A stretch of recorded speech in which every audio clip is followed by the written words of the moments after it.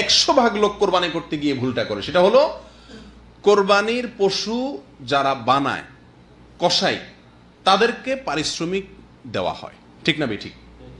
পারিশ্রমিক হিসাবে নগদ টাকা, তাদের সাথে চুক্তি থাকে হাজারে কত টাকা, এরকম একটা সিস্টেম আছে। এই সিস্টেমে গোটা গরু বলেন ছাগল বলেন এটা তারা বানায়। এই তাদের সাথে যে অর্থ চুক্তি থাকে পারিশ্রমিক হিসাবে, এই পারিশ্রমিকের বাইরে তাদেরকে আবার কোরবানির পশু থেকে কি দেওয়া হয়? গোশত দেওয়া হয়। যদি তাদেরকে অন্য 10 জনের মতো দেওয়া হয় তাহলে তাতে কোনো আপত্তি নাই, কিন্তু তারা যেহেতু গরু বানাইছে সেই হিসাবে তাদেরকে অন্য 10 জনকে হয়তো আধা কেজি 1 পোয়া করে আপনি দিচ্ছেন, সাধারণ যাদেরকে দান করছেন, কিন্তু এদেরকে 2, 4, 5 কেজি দিচ্ছেন। কেন? তারা কষ্ট করছে, পরিশ্রম করছে তারা, এই জন্য তাদেরকে দিচ্ছেন। তাহলে পারিশ্রমিক হলো। পরিশ্রম করছে সেটাকে খেয়াল রেখে দিলেন, তাহলে এটা কি হলো? পারিশ্রমিক হলো। আর এই পারিশ্রমিক হিসাবে আপনার কোন কসাইকে অতিরিক্ত গোশত বলেন বা পশুর অন্য কিছু বলেন এটা দেওয়া শরীয়তে জায়েজ নাই। কসাইরাও খুব চালাক, তারাও আমাদের সঙ্গে এই কোরবানির পশু এটা বানানোর জন্য যখন চুক্তি করে তখন খুব বেশি দরাদরি করে না, কারণ তারাও জানে যে 2, 4, 5 কেজি গোশত তো আমি এমনিই পাবো, তো 4 কেজি গোশত পালে তো 2000 টাকা দাম এমনি এসে গেল, অতএব 1000 যদি চুক্তিতে কমও হয় লস নাই, ঠিক না বেঠিক? এটা ভুল। এ সম্পর্কে নবী করিম সাল্লাল্লাহু আলাইহি সাল্লামের একাধিক একেবারে স্পষ্ট নির্দেশনা পাওয়া যায়।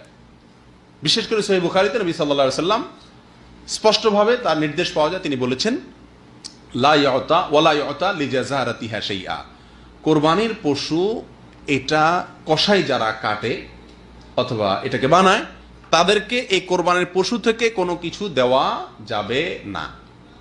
আলী রাদিয়াল্লাহু তাআলা আনহুকে নবী করিম সাল্লাল্লাহু আলাইহি সাল্লাম বিদায় হজের সময় তাকে কোরবানির পশুগুলা তিনি নিজের হাতে অনেকগুলো কোরবানি করেছেন, বাকিগুলো তাকে করতে বলেছেন। এরপরে বলেছেন এই পশুর সবকিছু বন্টন করে দেওয়া মানুষদেরকে, হাজিদের মধ্যে তাদেরকে খাওয়াও, আর খবরদার কোনো কিছু তুমি ওই কসাইকে বা যারা বানাবে তাদেরকে দিবা না। অর্থাৎ তাদের পারিশ্রমিক আলাদা দিবেন, নগদ টাকা দিয়া, কোরবানির পশু থেকে আপনি দিবেন না। আসলে কোরবানির পশুর এই গোশত এটা আমরা কোরবানি করে দিলাম মানে আল্লাহকে দিয়ে দিলাম, ঠিক না বেঠিক? আল্লাহ সুবহানাহু ওয়া তাআলার নিয়ম হলো কোনো কিছু আল্লাহকে দান করলে আল্লাহ নিজে সেটা গ্রহণ করেন না। আগের যুগে আল্লাহকে দান করলে মানুষ পাহাড়ে রেখে আসতো, সেটা আসমান থেকে এসে আগুন এসে জ্বালাই দিত, তার মানে আল্লাহ তাআলা অ্যাকসেপ্ট করছেন। আর যদি না জ্বালাইতো তার মানে আল্লাহ ওটা অ্যাকসেপ্ট করেন নাই। আর আখিরি জামানার উম্মতকে আমাদের জন্য আল্লাহ সুবহানাহু ওয়া তাআলা সুযোগ দিয়েছেন। সেটা কি?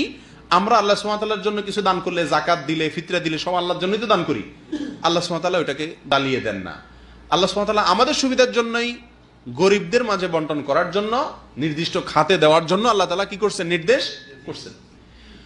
কোরবানির গোশতটা শুধু ব্যতিক্রম। এখানে আল্লাহ সুবহানাহু ওয়া তাআলা গোশতটা আমাদেরকে খাওয়ার সুযোগ রেখেছেন, যে তোমরা যারা কোরবানি করছো তোমরা নিজেরা কি করতে পারো? এটা খেতে পারো, দান করতে পারো, রাখতে পারো, তিনও সুযোগ আছে। সূরা তিরমিজিতে আসছে নবী সাল্লাল্লাহু আলাইহি ওয়াসাল্লাম বলেছেন ফাকুলু মিনহা ওয়া আতইমু ওয়াদাখিরু, তোমরা নিজেরা সেখান থেকে খাও, মানুষকে দান করো, আবার রেখে দাও, সুযোগ আছে।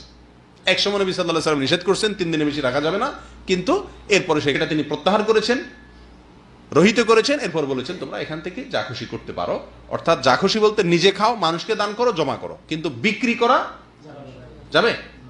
যাকে আপনি দান করছেন সে বিক্রি করতে পারে, কিন্তু আপনার কোরবানির গোশত আপনি বিক্রি করতে পারবেন?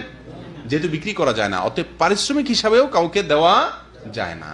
বিধায় আপনার যে কসাই এই পশুটা বানায় দিছে তাকে যদি আপনি টাকা দিলেন আর গোশত অতিরিক্ত দিলেন, এই জন্য এই খেয়াল থেকে যে সে কষ্ট করছে, পরিশ্রম করছে, তাহলে পরিশ্রমের বিনিময় দিলেন, সেই হিসাবে এটা কি হবে না? জায়েজ হবে না। সবচেয়ে বড় কথা হলো নবী করিম সাল্লাল্লাহু আলাইহি ওয়াসাল্লাম নিষেধ করছেন, বাস। তাহলে আমাদের এই কাজটা করা উচিত কি উচিত না? সারা বাংলাদেশে কসাইকে গোশত দেয় না এরকম কোরবানি করেনওয়ালা কয়জন লোক আছে বলেন? একজনও আপনারা দেখছেন আজ পর্যন্ত?